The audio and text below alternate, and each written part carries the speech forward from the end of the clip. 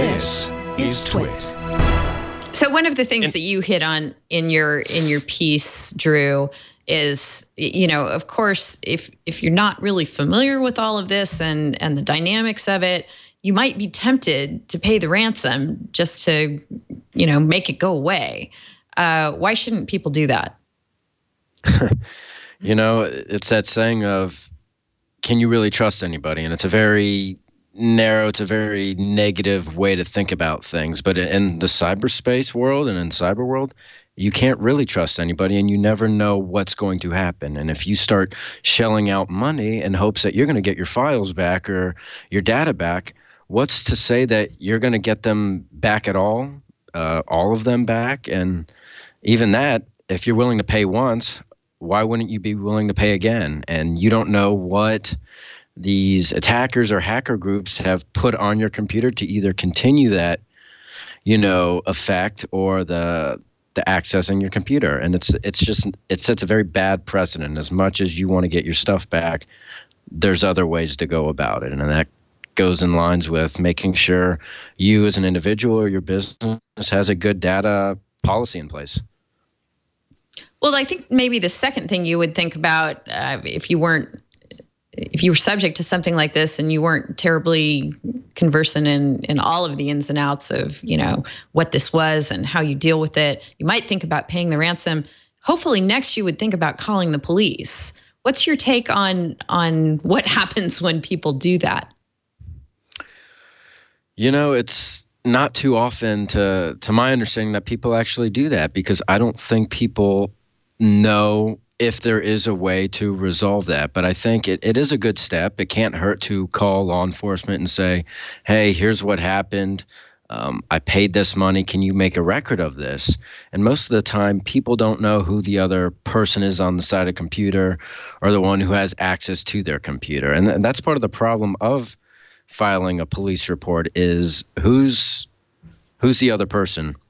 And there's times where I've known people that take it to the Best Buy Geek Squad or some sort of PC repair place where they're able to at least extract enough information from your device to tell you, hey, here's what's going on, here's what you need to do to protect and transfer your files. But, it never hurts to report it.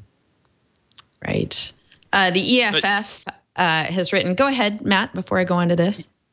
Yeah, you're also talking about businesses who their incentives don't line up with necessarily telling the police, because they've just had hospitals and businesses that have credit card information. These businesses, they're on the hook in some sense for their own security breaches, and therefore paying them, especially when it's time-sensitive information, is oftentimes going to look like the best option. Not at all advising that, but the incentive doesn't line up for compliance in alerting authorities. Right, and that's a really good point, because if your data has been compromised and you're a business, there are many situations where you're obligated by law to let your customers know about this quickly and let them take remedial steps or provide remedial steps for them to prevent identity theft or whatever they can, try to stop the flood from coming out of the dike from the fact that the data you're maintaining for them has been compromised. So you're right. The incentives may be tricky, but it's very tricky as a business. If you don't do what you're required to do under law, you're in really hot water then. So you need as a business to be conscious of, if you've been subject to something like this, immediately get your legal team on board and doing the right things to give the notices you need to do, and hopefully involving law enforcement to make you one of the many who are identified as having been hit by whatever you've been hit by. The EFF is the EFF wants to cry. Everyone wants to cry over this, but particularly the patching problem is what they've written about, and how there is what they've quoted as a toxic hell stew of known vulnerabilities that simply aren't patched, or in some cases can't be patched, and are posing this huge threat to our infrastructures. And they point out that President Trump, when he was campaigning, I'm quoting from EFF here, expressed tremendous concern about national cybersecurity weaknesses, stating the scope of our cybersecurity problem is enormous. Our government, our businesses, our trade secrets, and our citizens' most sensitive information are all facing constant cyber attacks. And what EFF would like to see the administration do to follow through on that is to place a greater emphasis on funding defensive security research. Research into defensive methods and better strategies for patching systems is less sexy, they write, than overhyped zero-day vulnerabilities or imaginary cyber missiles, but it is the surest path to a more secure internet for everyone. So from a law and policy standpoint, that's something that people should be thinking about, getting in touch with their representatives in response to this and saying, hey, we've got to put a stop to this. And as we're talking through right now on the show, your remedies, if this happens to you, are not great. Paying the ransom, certainly not something you should do. Getting in touch with law enforcement, I would say yes, by all means, and know your responsibilities if you're a business as well, as to how you have to address the fact that you've been compromised. But I also get the feeling that, again, coming back to, if the NSA can be stolen from and basically duped in this way, to the detriment of all the rest of us, to look to law enforcement in our current state, I think they're kind of playing catch up at this point. They're not out ahead of this problem in the way we'd all like them to be.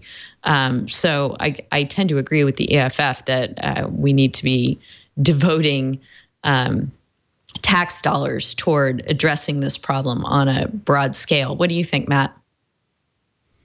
I think that this is like a basic problem of almost all, cyber warfare is just another form of warfare, and the cost of defense are always higher than the cost of attack.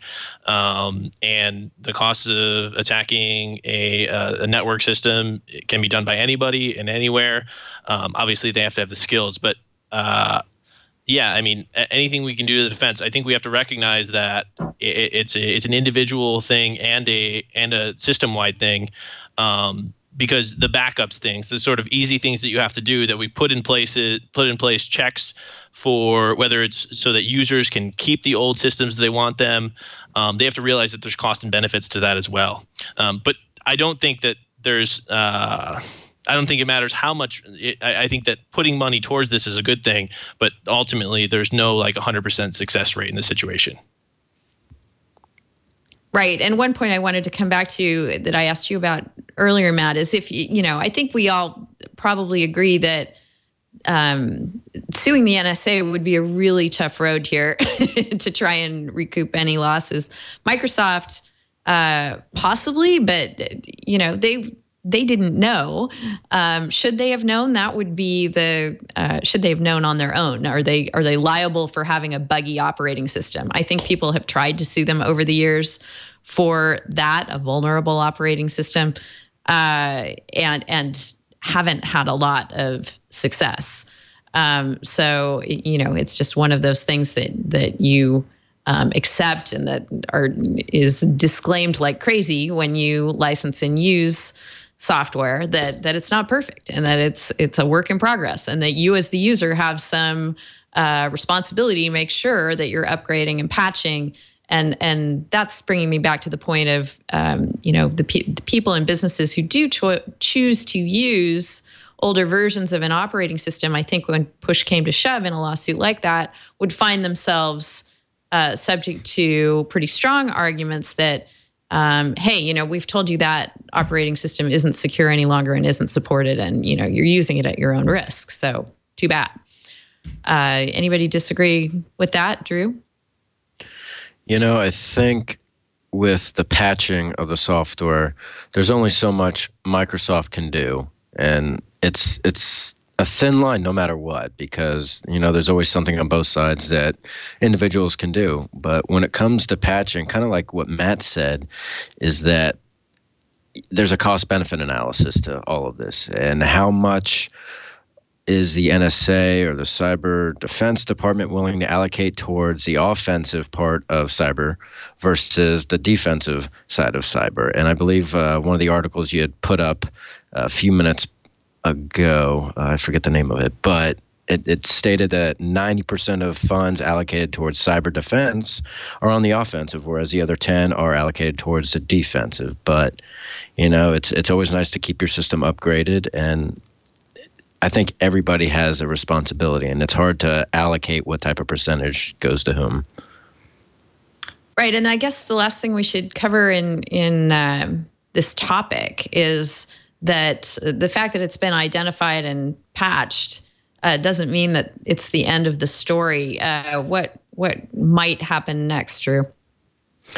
There's always something bigger and more, I guess, effective, you could say. And if it's not WannaCry today, it's WannaScream or whatever else may come about. And there's always some sort of exploit in any program, and there's no perfect software, there's no perfect coding, but all we can hope for is that operating systems such as Microsoft and Apple and Linux, they have the ability to inform its consumers and its users of potential threats. And in this situation, it was scary because both the NSA and Microsoft knew ahead of time, and the length of time it took to release the patch was, arguably a problem.